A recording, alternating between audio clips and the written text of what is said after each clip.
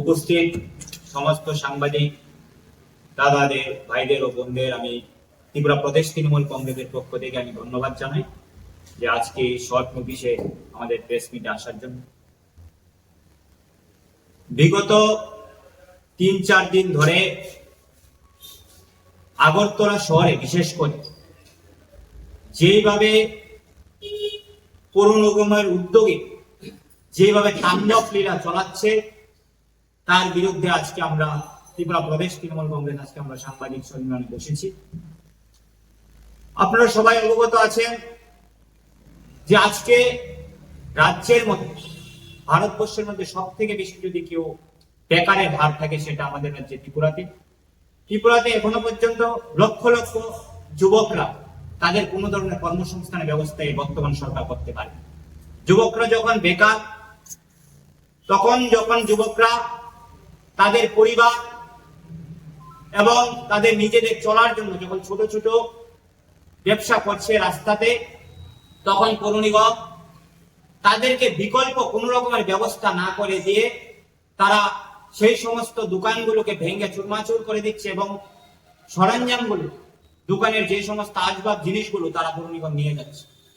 আমরা তৃণমূল কংগ্রেস এই ধরনের যে তাণ্ডব লীলা চলছে তার আমরা তীব্র ধিক্কার এবং নিন্দা জানাই। আমরা চাই অতি সত্বর পৌর নিগম যেই সমস্ত মানুষগুলো, দোকানগুলো তারা উচ্ছেদ করেছে তাদের কোনো না কোনো জায়গায় তাদেরকে পুনর্বাসন যেন করে দেয়, তাদেরকে বিকল্প কোনো জায়গাতে ব্যবসা করার জন্য তাদেরকে যেন ব্যবস্থা করে দেয়।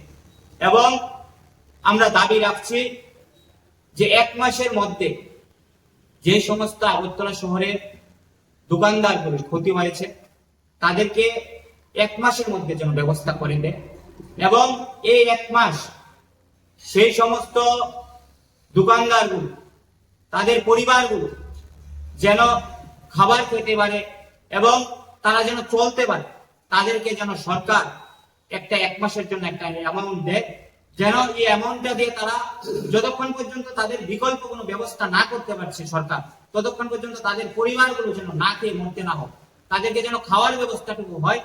তার জন্য আমরা চাই যে সরকার অতি সত্বর সমস্ত দোকানদারগুলো যারা ফুটপাতে ব্যবসা বাণিজ্য করছে তাদেরকে যেন আর্থিক তাদেরকে একটা ক্ষতি হিসাবে তাদেরকে যেন টাকাটা দেয়, তারা যেন 1 মাস সেই সমস্ত পরিবারগুলো না খেয়ে থাকতে না পারে।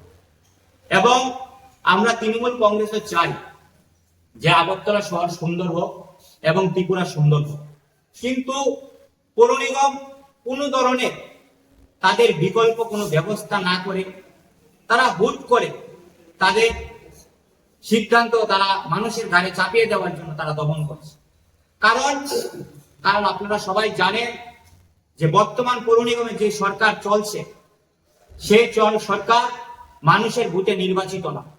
কারণ বিগত পৌর নিগম নির্বাচনে তৃণমূল কংগ্রেসের হয়ে মানুষ যখন রাস্তায় ছিল, তৃণমূল কংগ্রেস যখন পৌর নিগম দখল করার জন্য প্রস্তুত ছিল, তখন বর্তমান বিজেপি সরকার তারা মানুষের ভোটাধিকারকে হরপ করেছে, মানুষের ভোটাধিকারকে তারা প্রয়োগ করতে দেয়নি।